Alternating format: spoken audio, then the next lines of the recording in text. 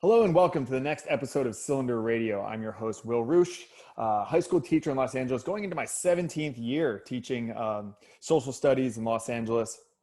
And today I have a guest on to tap into, we kind of run in similar parallel lanes in education. And I thought it was just long overdue to have a conversation with them. So my guest today is Drew Perkins, educator and the host of the Teach Thought podcast, which is focused on critical thinking, something that for those of you following my stuff know that I'm a big advocate for. We have our curriculum out now that we're trying to get piloted for critical thinking across the disciplines and things like that.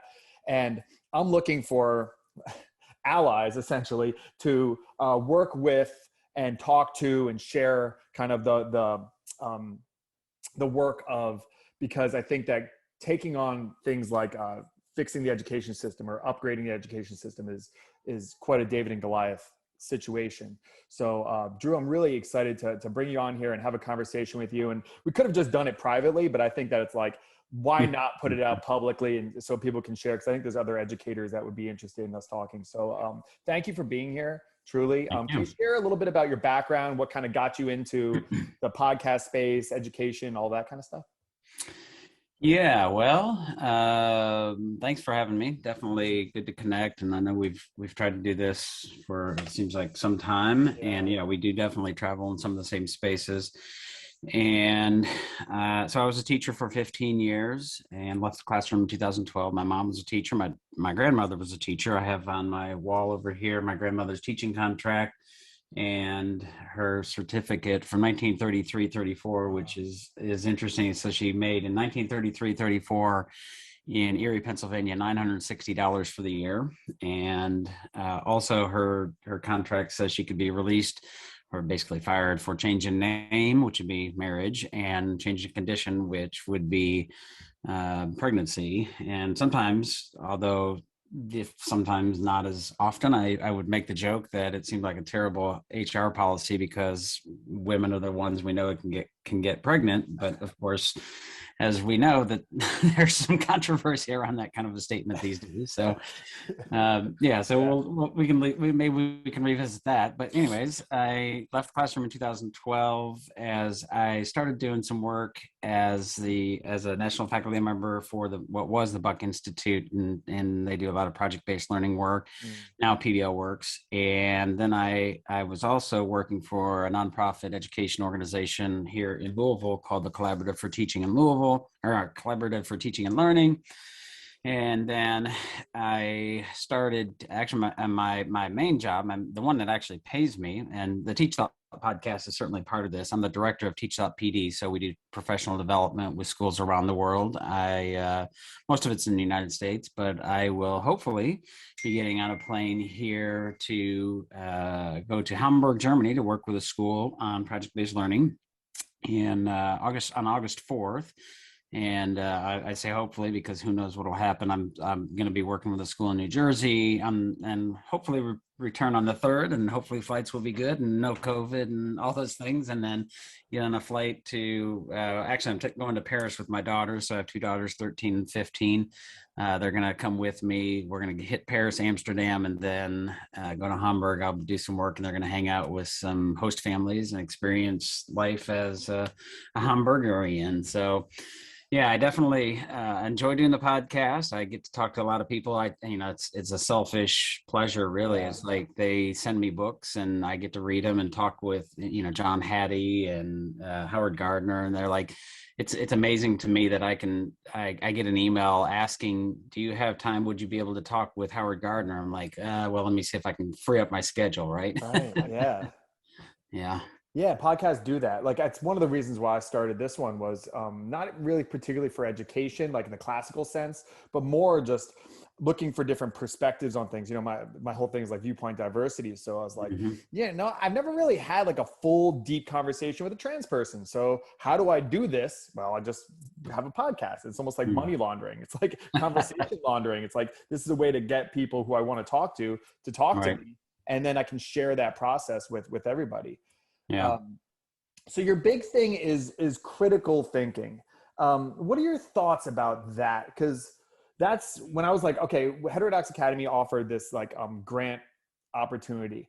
And I was thinking, like, what's missing from schools that we could help, and I think that critical thinking is something that is being kind of left out of a lot of school situations. And like these cliches get thrown around, like teach kids, how to think, not what to think, and that gets said by everybody. And then I guess what I would want to pick your brain about is, why is it that that's not happening in a lot of schools? And then how would you define the concept of critical thinking in an educational concept? Because I think that definitions are so screwy nowadays, right? Like they're changing definitions on everything. So we all have different definitions of what critical thinking even means. What is your definition of it? And what does it look like in schools, ideally, like the stuff that you put out for your PD, compared to what is kind of deemed critical thinking in some way or form within education? Yeah, it's a really rich question, right? So I think critical thinking is kind of a term that can seem like some different things in different contexts. The work that we do is, I always say, through the lens of inquiry, and we think about preparing students for the modern world. And how do we do that? What are the things that they'll need to be prepared for the modern world, sort of now and in the future? Well, I certainly think the argument for knowledge and content is important and sometimes overlooked in sort of constructivist, progressive, critical thinking-ish kinds of teaching settings. But we think about, are they able to identify the right questions, or the important questions and the most important questions, in order to do anything well? Not just do it, but do it well. So qualitatively, how do we do this effectively? And so, that process of being able to identify and ask and pursue the right questions, to me, is a big piece of critical thinking. And there are some other aspects of it as well. We talk about, in and outside of project-based learning, but just sort of inquiry teaching, I use the term pull teaching versus push teaching. And sometimes, as an illustrative example, say, how do we flip Bloom's taxonomy? And Bloom's taxonomy is certainly not the end all be all of how we think and learn, that kind of thing. But say, if we have a spectrum of education, on one end being much more traditional, much more teacher directed, the worst examples, drill and kill, right, that kind of thing. The other end, sort of a free school kind of kids directing their own education. Most schools are somewhere in the middle of that, right? So we do want to recognize that in most of those settings, there is content that they should be responsible for. That's usually kind of the understand and remember pieces, the bottom pieces of Bloom's taxonomy, right? So you say the most traditional sort of loiters at those bottom two pieces, understand and remember, and they don't do much else, right? So they don't get to any of the other pieces meaningfully, which I would start to characterize or would be some evidence of critical thinking. If people say, oh, I do project-based learning all the time. And what they really mean often is that they start with the understand and remember, and they start to say, all right, I want to teach this stuff, and front loaded is often the term that they might say. Once they've done that, then they might ask the students to create something, which is, of course, the top of Bloom's taxonomy. So we try to advocate for saying, all right, how do we start your planning as a teacher with the understand and remember pieces, which is the content, like what do we want them to think about and learn about? And then in the project, through the process of teaching and learning, we start the students at create. So we start by asking them to create something, and whatever that verb might be, design, develop, investigate, whatever, reach down and uncover and identify the important questions, which is your understand and remember. What do we need to know and learn, right? So that's a big step into the critical thinking world. And then through the project, you're doing the middle pieces of Bloom's taxonomy, synthesizing, evaluating, analyzing, those kinds of things, which I would say that that's a characterization or evidence of critical thinking happening, because you're thinking about, is this, does this work? Is it not working? How effective is this? You're starting to get into some of the critical thinking. You're wondering about the qualitative nature of something, not just the quantitative nature. So to me, those are indicators of critical thinking. Now, to answer your question of why we're not doing it. Yeah, because essentially what you're talking about, Bloom's and understanding by design or something like that, like this is stuff that's taught in the colleges of education, but what you're saying isn't going on. So I'm very curious, because Yeah. seems like the old school way of doing things. Like we all know this, but then when you go to a classroom, you go, wait a second, that's not happening. Yeah. Yeah, so I have a hypothesis about this, and I don't know. I've written some about it on Teach Thought. I've got a piece that I would love to get published outside of Teach Thought, because I think there's something going on in terms of I mean, the title of the piece is "Democracy is in Danger. K-12 schools are partly to blame," or something like that. Okay. And my hypothesis is this. I'm curious what you think about this. I've got a few years on you, I think, but I remember in 1983, and I wasn't a teacher by then. I'm not that old, but in 1983, there was a report, A Nation at Risk. And A Nation at Risk was an alarm bell, and alarms went off that we were falling behind the other countries, sort of really science and math and those kinds of things were like, we needed to get our butts in gear. And so my hypothesis is, and my wonder about this is, did that, and how much did that contribute to what I would now call a culture of achievement, which is marked by accountability, tests, standardized test scores, that high stakes accountability structure that we see in lots of schools on varying degrees. I mean, I've worked with schools in Texas where it's really, really rigid, and I've worked with schools in other places where it's not nearly as rigid for some political reasons and other reasons, right? But regardless, what I think has happened, or at least I'm hypothesizing has happened, is that has incentivized a teaching style and approach that is much more about answers and, producing answers and getting the right answers, and disincentivized, made it harder for teachers who are really interested in doing things like Socratic seminar, the messiness and exploring the different ideas and having, sort of what Jonathan Rauch calls liberal science, this classic liberalism of playing with ideas and hearing ideas that you think are maybe not what you agree with and wondering about them, or maybe even taking that side. And as a social studies teacher, so that's the sort of lay of the land of social studies, but it happens in other content areas as well. So it has made it harder for teachers who want to do that kind of teaching to be able to do that. Yeah. And I really wonder how much of that over 83, so 93, 2003, 13, like we've got decades of it, right? So how much has that contributed to the polarization that we see now? Because we've had decades of students not do that at large in our K-12 setting. And of course, we see a lot of that in our university settings as well. Yeah, that makes sense. I mean, exchanging, I say often, it's like we exchange curiosity and imagination for compliance. When you think about what makes a good student, it's someone who complies. They do what they're told. They sit down when they're supposed to sit down. They get up when the teacher dismisses them, not the bell. And they can remember everything the teacher said and put it down on a test and all that kind of stuff. Because you say like, oh, we got to step up the education system. Okay, but doing that's tough. I mean, Drew, how do you measure being a good teacher? I explain this to my students. It's like when they say like, Mr. Roosh, you're my favorite teacher. It's like, thank you, truly thank you. And come see me when you're 30. Because I'm in this for the long game. If you're trying to be like, get achievement at 16, that doesn't mean anything for lifelong success. I don't care really what your definition of a successful life is for my students, but being able to identify that and then achieve it is what my goal is. I want content, happy, full of meaning 35-year-olds, not like 16-year-olds who enjoy going to school. And they might be related, but they might not. So how do you measure good teaching if you're actually playing the long game? It's really, really difficult to do. I mean, this seems like the best, this is like the best thing they got is like, well, let's just do test scores because it's like actually quantifiable. But how do we measure good teaching?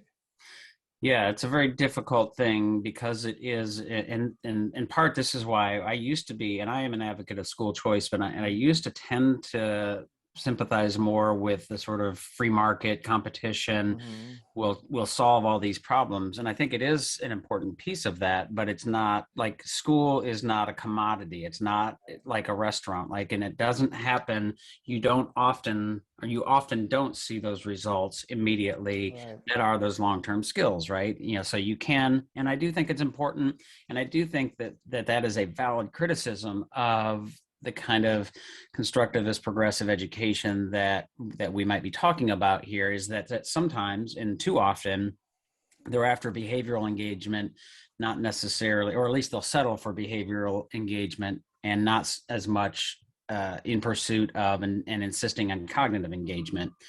And so, you know, the idea of thinking about how do you engage students and what are you looking for evidence in the short term, that is somewhat easily quantifiable, and that's standardized tests and some other things as Hmm. well. Yeah. But when you were talking, it made me think about, you know, there's this sort of maxim of teachers don't, or kids don't learn from teachers they don't like, which is, I don't think, really actually true. Uh, uh, what I would say is, and I have said, I've tweeted about this, and I actually had some students who are now adults come up to me fairly recently and say a number of things. One, you know, I really liked your class and you did all these things. I remember you saying these things and it really affected my life. You know, those are the things. And I always say, like, tell all of your teachers those things, because they want to hear that, and they don't hear that very often, right? They don't hear the stories 20 years down the road or whatever. I had a student say, I didn't really like your class, but you really pushed us, and I appreciated that. And I was like, that's fine. Like, you didn't have to like my class. yeah. So the idea that a student has to like you to actually benefit and learn from your class, I think, is a misnomer. They have to think that you care about them, I think, is a strong correlation Yeah. there. But instead of striving to be a teacher that they like now, strive to be a teacher, to your point, that they like 35 years from now, or, you know, whatever number that might be, because it is a little bit unquantifiable. One thing that I think could be helpful is to have, first of all, clarity of purpose. If we think about at each school, and really, like, there's a decent argument to say we don't need a federal Department of Education, but we obviously do. Do we have strong leadership from our educational leaders, either at the state or federal or both, saying this is what we want education to be doing? um, I would argue that hasn't been particularly clear, or not as clear about, you know, the critical thinking pieces as they could. But if we say that's what we want to do, one thing I think that we could have in place that would be really, really helpful is a way of teacher, it's not evaluation, but, and we do this in our workshops, where they're giving each other feedback on the work that they're doing. So one measure is student output, but another measure that I don't think we pay much attention to, enough attention to, is how are teachers designing their lessons and their work, and then how are they teaching or facilitating them, right? Mhm. Are they trying to get what's in their head out to the students, or are they also, and maybe more so, trying to get what's in the head of the students out, making it visible, so that they can then say, oh, you're wrong about this, or build from that? Yeah. Um, yeah, that makes sense to me. You know, like kind of front loading it about what the goals are and things like that. Did you by any chance catch the kind of semi-viral Instagram conversation that I had with three critical race theory teachers? I think I know what you're talking about. So it was the Shivy, guy, Alfred the Shivy Brooks. yeah, DJ guy, and then the Yeah. two. Yes, yes, yes. Yeah, that was in some ways frightening. And I think I've tweeted about it at one point. I'm not on Instagram, and I'm too old for it. Apparently, I don't quite get it, but I did. You know, I watched. I don't know if I watched the whole thing, but I remember the two women, and one woman, I think the darker haired woman, talking about burning the Constitution. And I was like, whoa. Now, she's probably an extreme example. And I am critical of, or skeptical, let's say, of the people who say critical race theory and these things are taking over our schools. I've seen Right. it, Yeah. I've seen evidence of it, but I'm in Kentucky, and I don't think you're going to see much evidence of it in, Western or Eastern Kentucky. So it is a problem, but it's not, let's be precise with our language. Yeah, no, I'm with you. The reason I bring that up too is because I was very interested in hearing from these critical race Mm, theory educators, and I'm with you. I think it's a problem, but I don't think it's as big of a blown up problem as Fox News has. right. I was brought on You're in Fox. California, so you see a lot more of it Yeah, than I it's would here in more here Kentucky. for sure. Yeah, And yeah, colleges of ed, in Columbia and whatnot. I mean, it's there, yeah. but there still are individual states and districts and that have different approaches. But Mm-hmm, what I was trying to do is be very curious. I really mm-hmm, went into that. I had like James Lindsay on my podcast and stuff, and he was kind of like arming me with like, this is a problem. So I went in. mm-hmm. I really went in with curiosity, like, what am I missing here? Is this bad? And I just started asking questions, and it got to the point where Shivy, the host, was telling me that the Socratic method is toxic. That you can't have a conversation and use the Socratic method and stop asking questions and just like that was the startling thing because when you said like it's all about question based and like asking questions, I'm sure you believe in the Socratic method and like how Yep. that's how we get to understanding things, and to be told that is a dangerous thing to be asking questions from a very, I mean, Shivy, I mean, I'm pretty cordial with him now, but he is a very prominent teacher influencer, tens of thousands of followers. He's like given the main stage at one of the biggest teacher conventions is Get Your Teach On convention and stuff like that. He's given just the main stage to do his thing and supported by all these fairly powerful teacher influencers and some of the entities and stuff like that. And yet that's the idea being pushed. So that's, I guess, why I say that like we're up against some sort of like Goliath, some sort of behemoth. I mean, the NEA, also the CCSSO, who does the National Teachers of the Year, they blackballed me because I had some National Teachers of the Year on and asked them fairly simple questions about like transgender pronouns and stuff. And they got really flustered. And then I was told that they won't do interviews with me anymore. Again, just for asking questions, because that's really, I'm a very curious person, just naturally. And I try to just bring that curiosity in for myself and then share my journey of figuring it out with my classes. But these are the people who have a lot of power in this space. And I'm worried about that. I'm worried about that. I mean, you deal with educators from all over the country, though, as you do these PDs and stuff like that.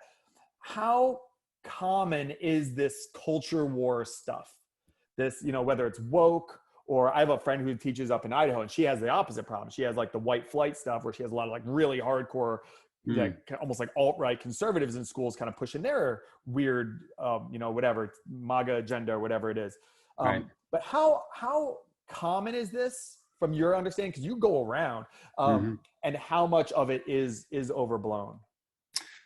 That's a good question. It's hard to quantify. Yeah. I would say that, so my take on it is that it's in geographic hotspots, and we're likely to see it, in California, Seattle, East Coast kind of things, but not, or at least the sort of the woke stuff in those spots. And yeah, there are, like being here in Kentucky, I remember being a teacher and, they're praying at teacher, opening of the year teacher functions. And there's some of that, kind of felt similar, like pushing of an ideology and an agenda and those kinds of things. So wherever we see it, we should be pushing back on it. I do think of course, and I know this, but the idea or the sort of term of critical race theory has been flattened and conflated at everything.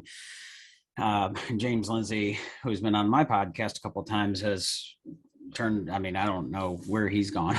It's been an interesting journey for that guy. Yeah. But the idea, what I say is that critical race theory, of course, isn't being explicitly taught in many schools, right? It's not the legal theory.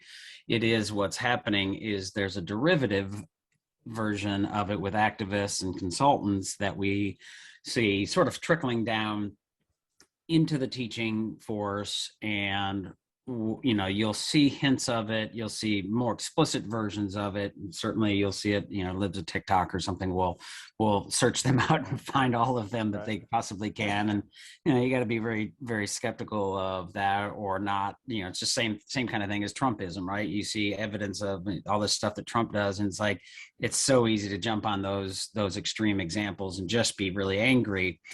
The thing that is concerning to me, and we're trying to enter this space and have started offering some professional development, and actually are looking at partially in some ways, not really as a response to Heterodox Academy sort of dropping the K-12 work, but thinking about ways in which we can step into that space and help schools, help teachers, help educate ed leaders navigate those spaces, navigate uncomfortable ideas. And that is in direct response to, or anything we might do might be in opposition to anybody who would say, left or right now, I think the prevailing winds of opposition to this is from the left, but the idea of a liberalism and not being open to criticism, right? So making sure that schools are really understanding and using the principles of classical liberalism and using those things. And the opposite is the sort of critical race theory derivative kind of teacher, the educator that you'll see who says this is the truth. And of course, any questioning of that, at least at the minimum, is like, I wonder if this is a bad person, right? I know you've experienced that. I've experienced some of it. Interestingly, I see it on the right and the left, and not necessarily just in education, but I have been, depending on my social media platform, if I'm on Twitter or Facebook, it's usually on Twitter, people will think I'm some right-wing Fox-loving, Steve Bannon Infowars or whatever. There's like, you must watch a lot of that stuff because I'm asking questions for complexity, right? And for me, it's actually a learning process as well. Like people say, why do you engage with people on Twitter? That's just stupid. You're not going to convince them. Like, I'm not trying to convince them. I'm trying to learn and figure out what in the world are they thinking? How are they thinking? And I see the opposite on the right, usually on Facebook, of people saying, oh, you're my liberal friend or something like that. And I'm like, you're both seeing, you're engaging in what I think is in many ways a real pandemic of the us versus them virus, right? Like this infection of viewing everybody who's not towing the line that you think you're supposed to believe in. And I do think there's lots of teachers who think they're supposed to believe in this thing, right? That's the sort of trick of anti-racism as a term. It's like, well, of course you want to be an anti-racist, but there's a lot of teachers that would fall into that bucket that I think, and I think that's unfortunate because they haven't thought about it or they haven't looked at it more deeply.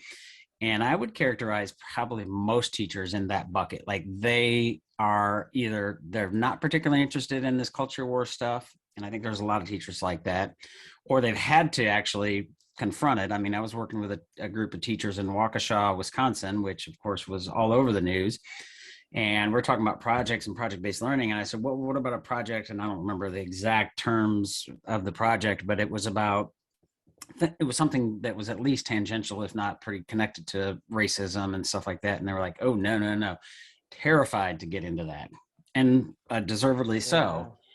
So I think that there are a lot of teachers, though, that they don't really like, if you explain it to them, they're like, oh, I see what you're saying. I mean, I have a friend that I recently became friends with. She works in the education space. And, like I'm sharing some of these things that you and I probably are both aware of. And she's like, I had no idea that this stuff was out there. And she's not somebody who's not tuned into the education world. Yeah, I think what happens is social media is tricky because it takes something that could be very fringe and abnormal, and if it goes viral, it becomes very popular and normal, which is strange. Like it's not news, then it becomes news, kind of just by the Right. nature of the beast. That's an interesting thing. Like something very small can become something very big, and then you can say like, look, it's happening everywhere or something. Right. Like, do you feel you've dedicated your life to education, Drew? Like, do you feel like like an outsider among your people? Because I do, and I have, even long before I ever had a podcast or social media, and I kind of inserted myself in these culture wars. Like I I I would go to teacher conventions and PD, things and stuff like that. And I would just be like, wow, I don't feel like I align with a lot of these teachers. And I look at the like influencer teachers and stuff like that, and a lot of those teacher conventions and stuff like that. And I'm just like, this doesn't feel like I fit in with this. This isn't the way that I think education should be, blah, blah, blah. And then on the other side, like I said, they don't really generally want to talk to me. Some do, but mostly I'm kind of rejected, ignored, anything like that, because I ask these kind of questions that you're not supposed to ask. Mm-hmm. And what has been your experience? Have you been embraced by, but in general by like the education community, or have you been kind of rejected? Has it been a mix of both? I don't know. I'm not aware of being rejected, and if I have been, and perhaps I have been, I'm just not aware That's of nice. it. But, yeah. So that's an interesting reflection, and so I coached basketball for a number of years, and I remember feeling like a similar dynamic as a coach, but also a teacher. And my emphasis was always on teaching, and I was really interested in coaching and doing a great job. I loved coaching, loved basketball, but I did not feel like I fit in with that group, right? This sort of good old boy, hey coach, everybody calls each other coach and that kind of thing. So I've had that feeling, maybe more so as a coach, although I do remember, when I left the classroom in 2012, I was asked, are you happy to be out of the classroom? I said, no, but I'm happy to be out of that classroom, because I was trying to teach in sort of a project-based learning inquiry method. And I felt like a fish swimming upstream in terms of, just pedagogy and approach. What I think there's a way, and, I don't get the sense that people, what's the right word? I don't feel like a fish out of water, or people reject the ideas, but there is an important thing, at least it seems to me. And I've written a piece and published it on Teach Thought. It's like, we should teach uncomfortable ideas, and here's how. And I, in that article, in that piece, I talk about how I was teaching psychology in high school, and I would teach things about, masculine and feminine, and like, let's really question gender and some of these things, certainly not to the extent that is in the sort of zeitgeist now, and not in those ways. But I would push my students. I was in a very conservative Christian rural community, and I would ask my students, particularly the high school boys. There was a gay club in Louisville, and I think it's still there. And I would say, like, would you go there? And, oh no, I wouldn't go there. Like this sort of recoiling of this, like, gross kind of thing.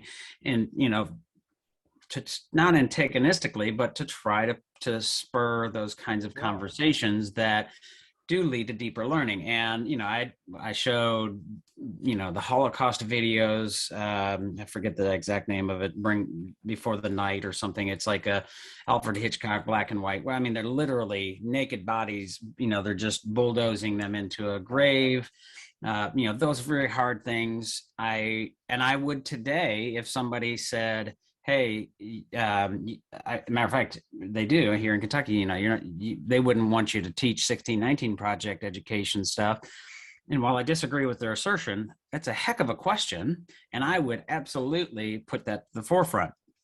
So I'm saying all that to say, I taught a lot of those things that I wonder if today I would be in trouble for, on social media for. And I don't know. I taught them in history. I taught them I did the Chitling test, which is it's called the Dove Counterbalance Intelligence Test. It was a sort of tongue-in-cheek intelligence test that you would probably only get the answers right if you were familiar with, actually, probably 50s, 60s African-American culture. And there's a way I think you do that. And that's what I think, one of the things I think we're missing, right? So when it seems like you have sort of an agenda and an ideology or a side, maybe that's the best way to put it, when you seems like you have a side and you enter into those spaces, I think you are at a higher risk of feeling, pushed out and rejected, or some version of that, like you're a heretic or something like that. So I think one of the ways to sort of inoculate yourself against that is to develop a reputation and continue to lean into that reputation of asking questions and being curious. Not necessarily, I say, seek to understand and be understood, not to prove that you're right or to try to convince somebody that you're right. And it doesn't always work, right? I mean, people say, oh, you're a racist. Okay, like that's fine.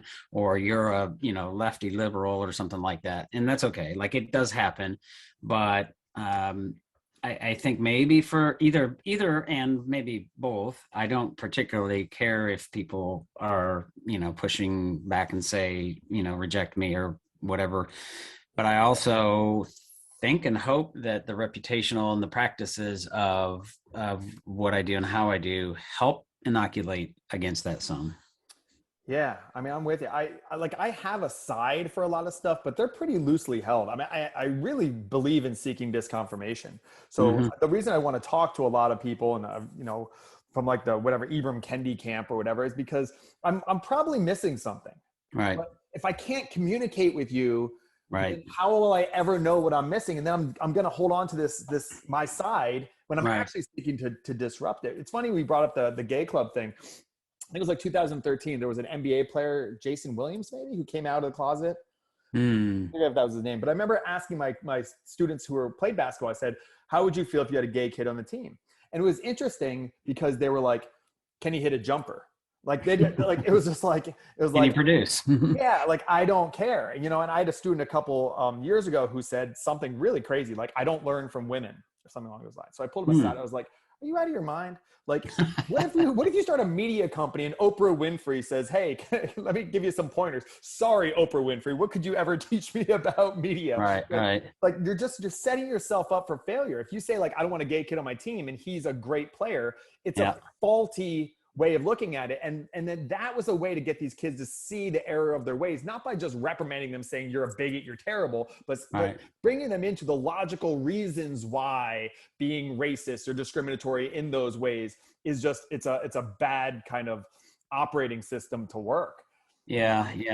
Well, I mean, so separating, and I think this is a mistake that a lot of people make, and we make it at large, especially in the social media world, making a distinction between someone's behavior and their person, their humanity, right? Because we all make mistakes. We all have ideas. Like I can guarantee you and I disagree on something, and probably something fairly substantial in the sort of political zeitgeist. But that idea that makes them a bad person, or I tweeted the other day because I went to a concert, I went to a show with some friends, and we were standing between acts or three bands, and we were standing outside having a beer, and somehow we started talking about COVID, and she's a nurse, and she started saying something about vaccinations, and I said something about flu shots, and we had this conversation, and she said, "Well, I disagree with you," and I said, "Okay," and I understand why. And we proceeded to have a great night. We had a blast. That doesn't disqualify that person from any sort of, personhood or humanity. And that is one of the things, so I struggle with, again, this sort of us versus them, right? So trying to not engage in us versus them, but on the difficulty and the challenge, I think, is because I would squarely place somebody, or at least their ideas, in the them category when they say things like we should burn the Constitution, because I do believe the ideals of our country are really, really foundationally strong and smart, and certainly we've had a journey of striving for and still continue to, right? But when somebody is not willing to, there's one sense of like not willing to engage in those ideals, and that's how we sort of frame the professional development around here, because I think that is consistent with liberal science and classic liberalism. So there's one version where they're not really looking to, or they're not actively even aware of those ideals. But then there's the other, which I do really sort of put them in a them camp of, I want to burn down those ideas. Those ideals don't work. They have contributed to all this, and this. There's the script that they tend to have, and you say, well, how do you reckon with those ideas? Well, of course, the thing is to have the conversation. But to your point, they often don't want to have the conversation because that's violence or something like that. So that is a real challenge. Yeah, I mean, I'm actually very aligned with you on that. Is like the them, as much as I don't like the S versus them, I love the idea of unity. I think that's really really important, and I seek it out and I love it. I'm interested in it. Is the them is typically the ones who refuse to engage with me in like good faith dialogue, because then what else can they be? They can't. I mean, there's an open invitation to be among all of us, but if you reject my invitations to just have a conversation for whatever reason, then you just are automatically on the outs of the rest of us who are willing to engage. Yep. The last thing I do want to ask you, because this is, I think, if I'm trying to think of like my big agenda for why I expanded my classroom to social media and podcasting and stuff like that, I think it's something along the lines of how to scale good education. Because scaling is so aligned with making things better wide stream. So whether it's through technology or whatever it is, some people say that the reason why school teachers don't get paid as much as, computer people or app builders is because we just don't value education. I think it's more complex. And I think that it's about scaling. If you make an app that makes you look fat and bald, you can sell that for $1 and sell 1,000,000 of them, you make $1 million. But if you're great at, something like nursing or palliative care or firefighting or teaching, how do you scale that? Maybe it's what you're doing with social media, but I'm sorry, with your PD, but so much of teaching is the personal relationship part about that. You said, earlier about how it's not just to be liked, but they care about you. I have lunch with a different student every day. First day of school, I pass around a calendar and I kind of force myself to you got to talk for an hour every day to these different kids, but it helps. And that is hard to scale. Anything where it's like someone making personal connections to build that out. I think that's why I went on Instagram, is to try and show that education can hit masses in some sort of way, but it's still not great. How would you think that if there is a great teacher, and there are some great teachers, that might only be 10%, but whatever, there are some excellent teachers out there. It almost seems like a disservice when there's so many kids that need good teachers, that great teacher gets access to 90 or 100 kids per year, and that's it. How do we scale and get great educators and great education to the masses so rich kids get it, poor kids get it, kids in Alaska, kids in Florida? What is like the even if it's just like a pipe dream kind of fantasy version of that, what would that look like to you? Because that's something that I'm really, really interested in. I'd love to pick your brain on.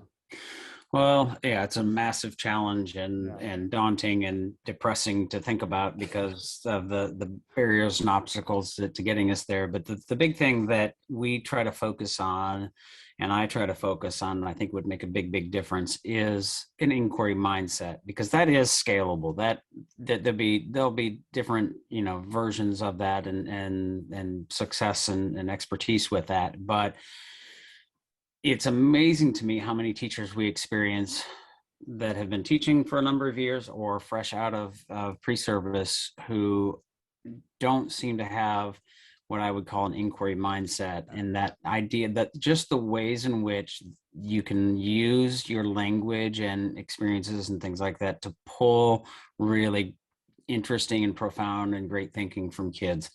And you can do it with people, right? I mean, I have jokingly, I talk about, I stole it, but a buddy of mine said, you're like a professional thought stretcher. And that's, to me, like, that's what we want. That's what we want teachers to do, among other things, right? I mean, that's not the only thing, but like giving them a pre-service experience that is rich in that. And then maybe more importantly, getting our schools to give them experiences that are rich in that. And I have become more and more convinced that teachers, if I were running a school, that I would do everything I could to make time for and create experiences And this can be a little difficult because, if you schedule time and have it contrived, it's sort of like scheduling time to be creative. It doesn't exactly work, right? But setting up opportunities for the intellectual nourishment that comes with really rich conversations, the kind that we're having here, right? Where you're learning how to sort of how the levers of inquiry work by participating in it, and maybe even not on anything about pedagogy. Schools, the challenge of course is schools have millions of things to do. They've got less time than they need to do it in, and there's a number of reasons why they don't. But for example, when I taught in California, I taught in Napa at the middle school and the high school level. I'm curious, and you might have this as well. We had an hour for lunch, and that's a small thing, but in that hour lunch, we at both the schools had really rich, organic, wonderful conversation. It was a little different to the high school because it was departmentalized, and so we tended to talk more about social studies things. But it was in the middle school, it was cross curricular, whatever. In Kentucky, it's 24 minutes sometimes for lunch or less. Like you're running to the microwave, you're coming, and that is an example. But they're like even setting up. I mean, I went to a school in Texas, in Round Rock, Texas. It was before COVID. And we're trying to help them work on inquiry. And I don't know if you're familiar with the question formulation technique, but basically you present a question focus, which is a prompt, and you generate questions. And I wouldn't do this anytime soon if I were going to go back because of what happened in Uvalde. But we had a conversation and basically generated questions around a prompt that was something like, schools should arm teachers to protect their students or something like that. And it wasn't a decision that they could make or not make, but having that rich discussion and having the intellectual nourishment that comes with that, and the byproduct that is they see the power of that kind of teaching, and they also can then transfer that to their students and how they operate their classes. I do think that would be very, very helpful. I don't see it's going to happen anytime soon for a number of reasons, but that to me, I mean, and maybe this is a bias of mine, and surely it is, like that I love those conversations, right? I love having them on my podcast. I love having them with some of my friends, but not everybody likes that. And sometimes I have to remind myself, I'm with some friends and I'm like, oh, that's not their cup of tea, right? Yeah. And that's probably true of our teaching force. The question is, do we want that to be true of our teaching force? And that's another whole question. Yeah, I love the idea of thought stretch or inquiry based, asking questions but some questions are off limits. Like you can't question these types of things. And that's where ideology comes in. I think that there's enough teachers, even if it is fairly fringe, there's enough of them to push you can't ask that kind of question. That's a problematic question enough. And the other people, I think that there's a lot of people in education, who are very well-intentioned, soft-hearted people, but they're scared. They're scared to be called a phobe or an ism or an ist or whatever. And so they know that it's wrong that you can't ask questions, or they have curiosity and they want to ask, but they can't. That's probably what you're up against. One of the biggest things you're up against is these people who say like, I have a genuine question about this. And you say like, well, you can't ask that. Yeah. And then that just, if the teacher is thinking that way, like you can't ask the question, then they won't touch on the issue for their students. And when the students have questions, they'll shut it down as opposed to approaching it. And that's going to be a really tough thing. And that's why I guess I think about how the culture wars have gotten involved, because there shouldn't be off-limit questions. I mean, your shirt's talks about free speech. I mean, that's the whole point. Bad ideas. I believe that bad ideas will be defeated with better ideas. I deeply believe that.